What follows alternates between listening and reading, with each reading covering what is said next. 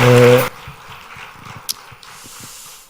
전에 하던 대로 하셨으면 좋겠다 싶은데 이게 적응이 안 돼가지고 하여튼 해주셔서 감사드립니다. 우리 한번 새해 복 많이 받으시라고 인사 한번 하겠는데요. 자리에서 일어나셔서 5명과 인사하겠습니다. 5명과 자, 자리에 벌떡 일어나셔서 5명과 인사하겠습니다. 새해 복 많이 받으시라고. 자리가 바뀌어도 상관없습니다. 네.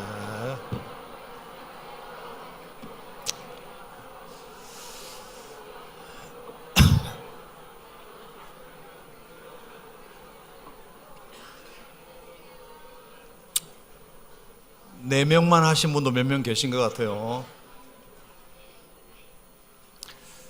네, 우리 어제 종합사회복지관에 또 면접을 보고 어제 뽑히신 우리 팀장님부터 시작해서 많이 와주셔서 감사드립니다. 우리 한 번 더 옆에 분들과 인사할 때 아주 짧은 인사니까 아주 짧은 인사예요. 하실 수 있습니다. 우리 옆에 분 얼굴을 쳐다보면서 이렇게 하시면 좋겠어요.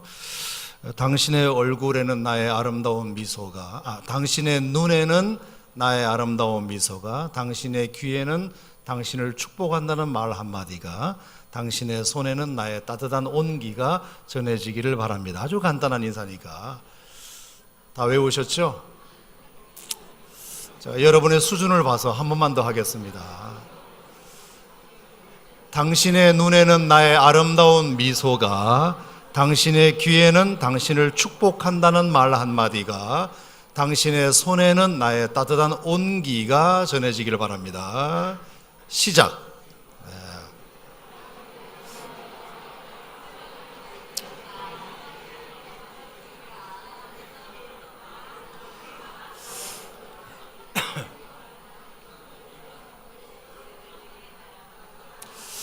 제가 볼 때 저쪽 장애인 복지관 아예 포기한 것 같아요.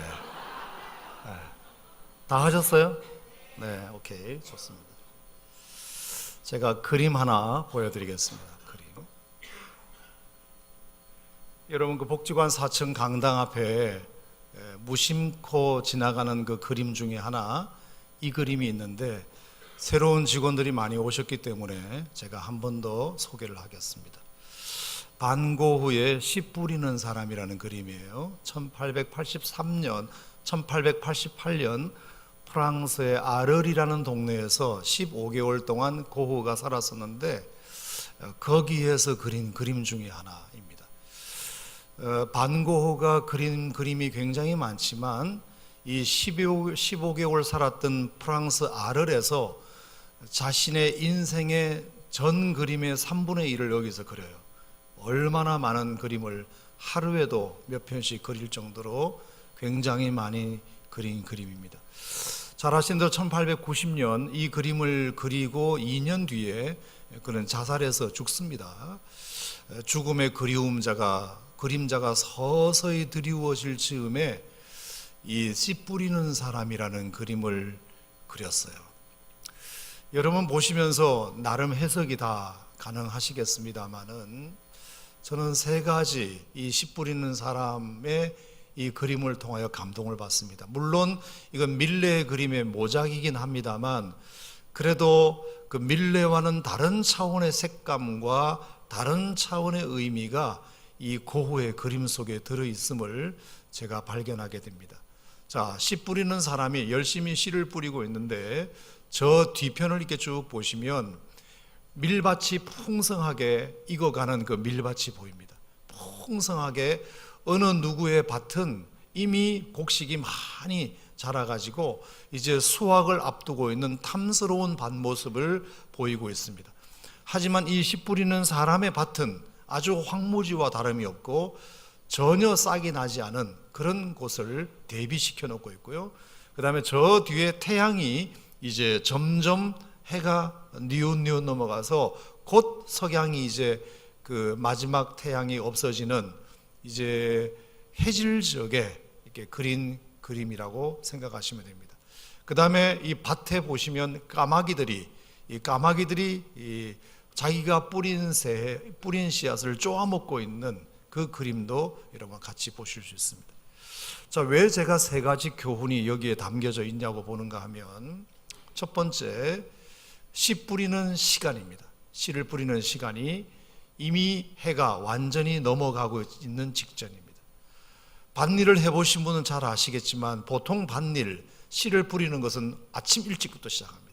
아침 일찍부터 일을 시작합니다. 농부들은 거의 다 새벽 일찍 일어나서 아침에 일찍 나가서 본인이 해야 할 일을 동트기 전에 다 해버립니다. 그런데 어떻게 된 판인지 이 친구는 완전히 해가 넘어가는 즈음에 이 일을 하고 있습니다. 해가 뜬다, 해가 진다는 의미는 그림 속에서 많은 의미를 내포하지만 해가 뜬다는 것은 희망입니다. 해가 진다는 것은 절망입니다. 절망의 나락에서, 절망의 순간에서 씨를 뿌린다. 이건 어떤 의미가 있을까요? 우리가 아무리 내 삶에 절망의 그림자가 서서히 드리워진다 하더라도 오늘 내가 여전히 사과나무를 심는 마음으로, 내일 지구가 멸망한다 하더라도 사과나무를 심는다는 마음으로, 해는 넘어가지만 그래도 오늘 내가 씨를 또 내일을 위해서 뿌린다. 이게 얼마나 참 우리에게 주는 교훈이 큰지 몰라요. 두 번째는 남의 밭과 자기 밭을 비교하지 않는 것입니다. 이미 남의 밭은 저렇게 풍성한 수확을, 이제 낫을 기다리는 풍성한 수확을 거두기를 기다리는 밭이지만 자기 밭은 아무것도 없는 맨 땅입니다. 남과 비교하지 않고 오늘도 내가 내 할 일을 하고 있는 모습이 참 교훈이 되고, 세 번째, 뿌리는 씨마다 까마귀들이 와서 야속하게 그걸 다 쪼아먹고 있습니다. 지금 땅에 묻혀져서 열매를 맺어야 될 그런 씨를 새들이 와서 다 쪼아먹고 있습니다. 포기하고 싶은 마음 충분히 있습니다. 그 새들이 얼마나 밉겠습니까? 나는 지금 씨를 뿌리고 있는데 그 새들이 그 뿌린 씨를 쪼아먹어 버리면 땅 밑으로 심기어지는 씨는 얼마나 되겠습니까? 그래도 오늘 나는 뿌린다. 내가 하고 있는 일이 효과가 없다 하더라도, 내가 하고 있는 일을 남이 공을 채간다 하더라도, 내가 하고 있는 일에 대하여 아는 어느 누구도 알아주지 않는다 하더라도 이 씨 뿌리는 사람은 여전히 오늘도 자기 일을 하고 있는 모습이 참 오늘날 우리들에게 주는 교훈이 참 크다. 살다 보면 절망할 일이 얼마나 많고, 남과 비교할 일이 얼마나 많고, 포기하고 싶을 때가 얼마나 많고, 해봤댔자 누가 알아주나, 한다고 해서 누가 알아주나, 월급이 오르나, 그런 생각 할 수 있습니다. 누가 알아주느냐, 그런 생각을 우리가 할 수 있어요. 그렇지만 자기 앞에 신실한 사람은 내가 하고 있는 일의 의미와 가치를 스스로 부여하고 오늘도 내가 맡겨진 일이 소중하고 가치 있는 일이다 라고 생각하고 비교하지 말고 절망하지 말고 포기하지 말고 오늘 내가 해야 할 일을 성실하게 하는 것, 그것이 한 사람을 성공하게 만드는 비결이 아닌가 생각합니다. 누구든지 내가 하고 있는 일이 적을지라도 많은 사람 인정을 받고 싶어하는 마음, 경제 논리가 들어가 가지고 적은 투자로 많은 성공을 거두고 싶은 마음이 누구에게나 있지만 세상 이치가 다 그렇게 돌아가는 건 아닌 것 같습니다. 적은 투자를 하고 많은 열매를 맺는 그런 경제 논리가 우리 인생에 다 적용되는 건 아닌 것 같습니다. 많은 투자를 했음에도 불구하고 적은 열매를 맺는 일이 너무나 많습니다. 수고하고 애를 썼음에도 불구하고 알아주지 않는 일이 너무나 많습니다. 보상으로 돌아오지 않는 일이 너무나 많습니다. 박수 받지 못하는 일이 너무나 많습니다. 그러면 절망하게 됩니다. 내가 이거 누구 좋으라고 하는 건가? 누가 알아준다고 내가 이 일을 해야 되나? 그런 일이 한두 번이 아닙니다. 그래서 저는 목회자니까, 저는 하나님을 바라보는 눈이 있으니까, 사람들이 몰라주고 성도들이 몰라줘도 하나님은 아시니까 라는 마음이 목회자에게는 그래도 있기 때문에 그나마 위로가 됩니다. 하지만 신앙을 갖지 않는 사람들은 바라보는 하나님이 안 계시고 나를 위로해 주시고 나를 알아주는 하나님이 없기 때문에 사람의 눈에만 의지할 수밖에 없습니다. 그러면 그 사람 눈이라고 하는 것이 공평하지 못하고 정의롭지 못하고 하기 때문에 늘 그것에 대해서 부딪히는 마음이 있습니다. 그래서 사랑하는 우리 함께 일하는 우리 직원 여러분들에게 그런 부탁을 드리고 있습니다. 왜 하나님을 믿는 게 필요하냐? 뭐 죽어서 천국 가고 물론 그 좋습니다. 다 좋은데 내가 이렇게 남들과 비교할 일이 생기고 절망이 찾아오고 해도 효과가 없는, 그래서 포기하고 싶은 그런 마음이 있을 때 그래도 내 마음속에 하나님이라도 믿는 믿음이 있으면 그래 하나님은 아시지라고 넘어갈 수가 있습니다. 하나님은 아시지라고 위로받을 수가 있습니다. 하나님은 그래도 나를 알아주시지라고 하나님에게 기댈 수가 있는데 그 신앙조차도 없으면 이게 절망하고 포기하고 비교당할 일이 너무 쉽게 찾아오니까. 그래서 여러분들이 뭐 다 교회를 다니고 예수를 다 믿으면 저는 너무 좋겠지만 혹시 그렇지 못하다 하더라도 누군가 가상의 신이라도 설정해 놓고 그래 나는 모르지만 그래도 누군가는 언젠가는 내가 하고 있는 일의 가치를 알아줄 때가 올 것이다, 그렇게라도 마음을 먹고 한 해를 시작하신다면 참 좋지 않을까 그렇게 생각하고 이 정도로 시무식 이야기는 끝내겠습니다. 자, 이제부터 설교를 하겠습니다. 요것과 똑같은 말씀인데 다니엘이라는 사람에 대해서 잠깐 설명드리겠습니다. 오늘 여러분이 읽으신 이 본문 말씀에 보면 다니엘이 이 조서에 왕의 도장이 찍힌 것을 알고도, 이런 표현이 나와요. 왕의 도장이 찍힌 것을 알고도. 자, 이게 뭐냐 하면 다니엘이라는 사람은 유대인 출신인데 바벨론으로 포로로 잡혀갔어요. 그 바벨론이 또 페르시아에게 먹혀가지고 페르시아로 정권이 바뀌었어요. 그런데 다니엘이 2차 저차 2차 해가지고 국무총리가 되었어요. 정말 대단한 수직 상승이죠. 어쨌든 고위 관리가 됐답니다. 그러다 보니까 굴러온 돌이 박힌 돌을 빼는 형국이 된 거예요. 왜? 페르시아에서 일찍이 정치 외교학과를 졸업하고 정치 수업을 잘 받아온 사람들이 있을 텐데 갑자기 이방인 유대인 출신이 국무총리가 되어버렸으니까 원래 있던 그 나라 고위관리들이 시샘을 할 것 아닙니까? 그래서 어떻게 하면 저 자식을 좀 이렇게 깎아내릴까 혈안이 되어서 약점을 찾아보려고 감찰을 하고 사찰을 했음에도 불구하고 털어도 먼지가 안 나는 거예요. 털어도 먼지가 안 나는 거예요. 이 다니엘을 한번 꺾어버려야 되는데 털어도 먼지가 안 나니까 생각을 하다가 악법을 하나 만듭니다. 다니엘이 너무 하나님을 잘 믿는 신앙인이라는 것을 알고 매일같이 하루 3번씩 예루살렘을 하여 창문을 열어놓고 기도하는 사람인 줄 알고 악법을 하나 만드는데 조서를 하나 꾸며요. 앞으로 한 달 동안 우리가 믿는 신 외에 다른 신에게 절을 하거나 기도하면 지위 고하를 막론하고 사자굴에 집어넣자 하는 악법을 만들어서 왕에게 상소문을 올립니다. 근데 이 멍청한 왕이 그것에 그냥 사인을 해버려요.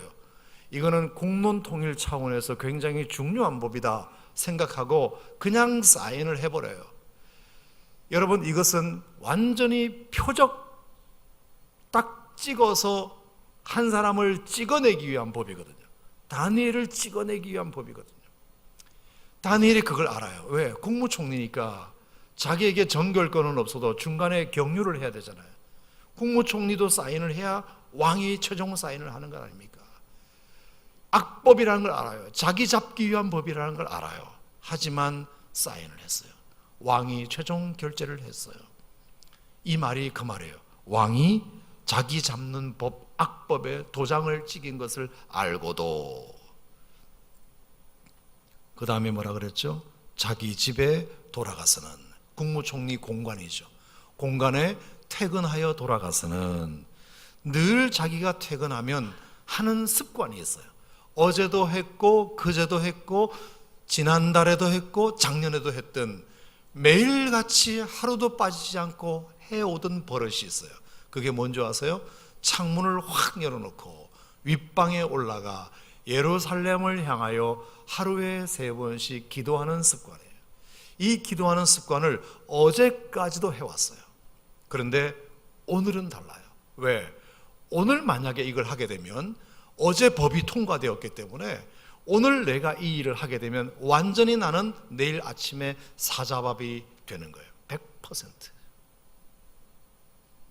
그러면 사람이 좀 융통성이 있고 사람이 좀 상황을 파악하는 지혜가 있으면, 그래, 내가 아무리 어제까지 기도해 왔다 하더라도 이 사람들이 나를 완전히 잡아버리기 위해서 악법을 만들어 놓고 나를 딱 걸리기 좋은 법을 만들어 놨기 때문에 내가 거기 당하나 봐라 하고 오늘은 창문을 닫아놓고 기도할 수도 있잖아요. 남들이 안 보게. 아니면 창문을 열어놨다 하더라도 조용히 기도하는 척 안 하는 척. 여러분이 점심때 밥 먹으면서 이렇게 하듯이, 교회에서는 이렇게 하시는 분이 남들이 볼까 봐 기도는 안 할 수는 없으니까 이렇게 하고 그냥 기도로 끝내듯이 뭔가 하는 둥 마는 둥 할 수도 있잖아요. 그러면 저 사람들이 너 기도했지? 그러면 나 안 했는데요. 그냥 눈이 끔뻑끔뻑해요. 눈 좀 만졌는데 이렇게 넘어갈 수 있잖아요. 그런데 누가 봐도 기도한 표시가 나게 하루에 3번씩이나 누구 보라고 창문 다 열어놓고 기도했어요. 그리고 오늘 본문 말씀에 보면 감사하였더라. 어제까지는 감사했다 하더라도 오늘은 감사할 수 있는 상황이 아니고, 하나님 억울해요. 나 너무 힘들어요. 왜 이런 악법을 만들어서 날 잡아 죽이기 위하여 사람들이 저렇게 혈안이 되어 있는데 어떻게 감사가 나옵니까? 어제까지는 감사가 나왔다 하더라도 오늘은 감사가 안 되는 상황인데도 감사하였더라. 여러분, 이게 저는 대단하다고 봐요. 어떻게 이럴 수 있을까? 상황이 바뀌었는데, 상황이 바뀌었으면 전에 행하던 것을이라 하더라도 그걸 접고 다르게 대응을 해야지. 어떻게 어제 기도했다는 것을 오늘도 기도하고, 어제 감사했다고 해서 오늘도 감사하고, 어떻게 그럴 수 있을까? 상황이 바뀌었는데, 감사거리가 없어졌는데, 상황이 지금 힘든 상황인데, 나 죽게 생겼는데. 여러분, 이게 전에 행하던 대로 이 성실함, 이 신실함, 아무리 내가 상황이 안 좋아지고 일이 힘들어지고 누가 알아준다고 그런 마음이 들고, 내가 이거 했다가 내가 내일 잡혀가게 생겼고 내가 사자밥이 되게 생겼는데 이거 한다고 해서 내가 하나님이 알아줄 것도 아닌데 그런 마음이 들지라도 나는 전에 행하던 대로 오늘도 한다. 지난달에 행하던 대로 오늘도 한다. 작년에 행하던 대로 오늘도 한다. 여러분, 이게 하나님을 믿는 사람들에게 중요한 태도라고 생각해요. 중요한 태도예요. 상황이 달라졌다고, 나 기분 나쁘다고, 이거 해봐야 누가 알아주느냐고 이렇게 자꾸 핑계대면서 자기가 자기 일의 불성실함에 대한 정당성을 자꾸 확보해 가려는 시도가, 이게 믿음의 사람답지 못한 거예요. 누구나 그런 상황은 있어요. 살다 보면 별일이 다 있습니다. 억울한 일이 한두 번이 아닙니다. 내가 이 자리에 서고 싶지 않은 이때가 한두 번이 아닙니다. 그래도 전에 행하던 대로, 지난주에도 했듯이 어제도 했듯이 여전히 이 자리에 서서 웃으며 하나님께 감사할 수 있는 그 능력과 그 신실함과 그 인테그리티가 결국에 오늘날 다니엘을 훌륭하게 만드는 비결이다. 사자밥이 됐습니다.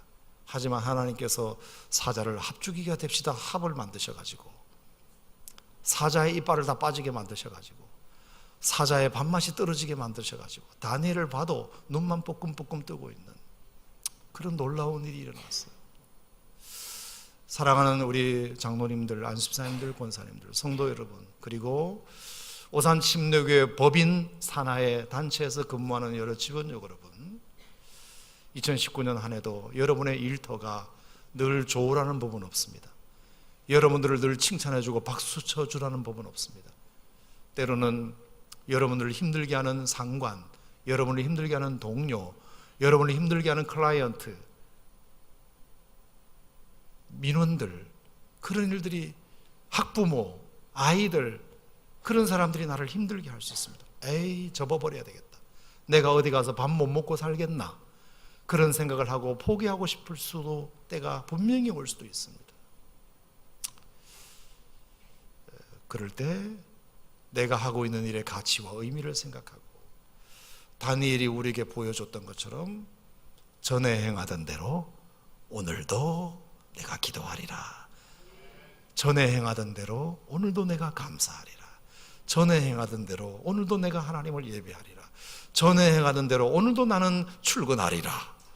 오늘 전에 행하던 대로 오늘도 나는 친절한 미소로 고객들을, 학부모들을, 클라이언트들을, 직장 동료를 만나리라. 그 모습이 참 좋은 거라고 생각합니다. 저는 어제 저녁에 이제 금촌 경기도 파주에서 이제 설교를 하고 오늘 새벽 집회하고 막 내려왔습니다. 새벽 집회 끝나고 이제 7시 반에 20분에 도착을 했는데, 그 교회는 제가 설교 시간에도 했던 대로 제가 87년부터 89년까지 1987년입니다. 1987년에서 1989년까지 3년간 전도사로 있었던, 참 흐뭇한 것은 어제 제가 설교하고 오늘 새벽에 설교하면서 그때 제가 가르쳤던 중학생, 고등학생 제자가 물론 떠난 사람도 많고 직장 때문에, 결혼 때문에 많이 다른 데로 간 친구들도 많지만 몇 명이 지금도 남아가지고 교회에 큰 역할을 하고 있는 그 모습을 볼 때 너무 가슴이 좋았습니다. 너무. 목사님 아침에 가시는데 식사도 못 하시고 가시니까 제가 토스트를 조금 만들었으니까 가시면서 드세요. 그래서 커피를 직접 내린 거 하고 토스트하고 제 차에다 실어주는 거예요. 물론 오면서 먹지는 못했지만 30몇 년 전에 만난 그 친구들이 지금도 똑같아요. 어제 저녁 집회 마치고 목사님 커피숍에서 그래도 커피 한잔 하러 갑시다. 그래가지고 분위기 좋은데 저를 끌고 가가지고, 그래서 피곤한데 또 1시간 동안 같이 이야기하면서 갑자기 그때 중학생 시절로 확 돌아가서 같이 30년 전 이야기를 같이 나누면서 제가 너무 고맙다 그랬습니다. 너희들이라고 이 교회를 떠나고 싶은 마음이 왜 없었겠냐? 더 좋은 교회가 왜 없었겠냐? 더 좋은 목사님이 왜 없었겠냐? 얼마든지 핑계댈 수 있다. 결혼을 핑계댈 수도 있고, 직장을 핑계댈 수도 있고, 여러 가지 핑계댈 수도 있고, 이 교회를 떠날 수 있는 핑계거리가 30년 동안 많았을 텐데도 이 교회를 지키고 있는 너희들이 너무 고맙다. 너무 고맙다. 전에 행하던 대로 오늘도 여전히, 전에 행하던 30년 전 그 모습 그대로 그 아이들이 교회를 지키고 있는 게 너무 고마웠습니다. 저는 그래서 그런 사람을 좋아하는 것 같습니다. 제가 이렇게 보니까 어떤 사람을 좋아하느냐, 한결같은 사람, 전에 행하던 대로 오늘도 그 일을 하고 있는 사람, 그런 사람에게 제가 점수를 좀 많이 주는 스타일인 것 같습니다. 뭐 능력이 출중하고 그것도 좋지만 아마 저뿐만 아니라 여러분 주변에 있는 사람들도 다 비슷하리라 생각합니다. 세교복지재단이나 영락어린이집이나 로뎀 어린이집이나 예고 성교원이나 또 우리 오산 침례교회가 최고의 직장은 아닙니다. 더 좋은 직장이 있을 수도 있습니다. 그럼에도 불구하고 전에 행하던 대로 오늘도 묵묵히 내가 하고 있는 일을 잘 해내는 것, 그게 자기 자신에게 정직하고 자기 자신에게 좋으리라 생각합니다. 그게 여러분들을 결국 튼튼한 나무로 키우는, 여러분들을 튼튼한 나무로 키워서 많은 열매와 큰 그늘이 깃들게 되어서 여러분의 나무에서 새들이 쥐적이고 여러분의 나무 그늘 아래에서 많은 사람들이 쉼을 얻을 수 있는 그런 일이 되지 않을까, 이 연사 주장하는 바입니다. 그렇게 되셨으면 좋겠어요. 그래서 제가 이렇게 쭉 이렇게 눈도장 찍으신 여러분들을 가능하면 그냥 늙어 죽을 때까지 그냥 여기 계시면 어떨까, 저는 그렇게 생각해요. 저는 외국으로 시집가지 않는 이상, 부산으로 장가가지 않는 이상은 그냥 여기 계시는 것이 어떨까, 그렇게 생각합니다. 저도 이제 나이가 조금 들어서 그런지 새로운 사람보다는 익숙한 사람이 좋은 것 같아요. 확실히 늘 보던 사람이 좋은 것 같다는 생각이 들어요. 최고의 시자가 아닙니다. 더 좋은 것도 있을 수 있어요. 하지만 그래도 전에 행하던 대로 오늘도 묵묵히 그 일을 감당하는 것이, 그게 참 좋다. 자, 씨 뿌리는 사람, 그리고 오늘 다니엘, 신년 시무식에 걸맞는 말씀이라고 생각하고, 이 신년에 먹은 그 마음이 2019년 12월 31일까지 지속되기를 축복합니다. 하나님 아버지 감사합니다. 남들과 비교하지 않고 해가 넘어가는 저녁이 되었지만 절망하지 않고, 내가 뿌린 씨앗을 새들이 다 쪼아먹을지라도 포기하지 않고 여전히 씨를 뿌리는 그 모습이 우리에게 교훈이 됩니다. 왕이 자기를 죽이는 악법을 만들고 도장을 찍었다는 것을 알고도 전에 행하던 대로 예루살렘을 향하여 창문을 열어놓고 3번이나 기도하는 다니엘의 모습이 참 교훈이 됩니다. 요즘은 세상이 어떻게 된 판인지 너무나 엉덩이가 가벼워 자기가 몸담고 자기가 신앙생활하고 은혜 받았던 곳을 너무 쉽게 떠나고 너무 쉽게 옮기고 너무 쉽게 포기하고 그런 일들이 많은데, 우리가 전에 행하던 대로, 그저 전에 행하던 대로 그런 모습으로 늘 감사하고 늘 성실하고 그렇게 하나님 앞에 자리매김할 수 있는 올 한 해가 되기를 원합니다. 그것이 능력이 출중한 것보다, 기발한 아이디어를 만들어내는 것보다 더 점수가 높다는 사실을 우리가 꼭 기억하고, 우리가 하나님 앞에서나 사람 앞에서나 그 모습을 유지할 수 있는 저희들 되도록 인도해 주시옵소서. 예수님 이름으로 기도합니다.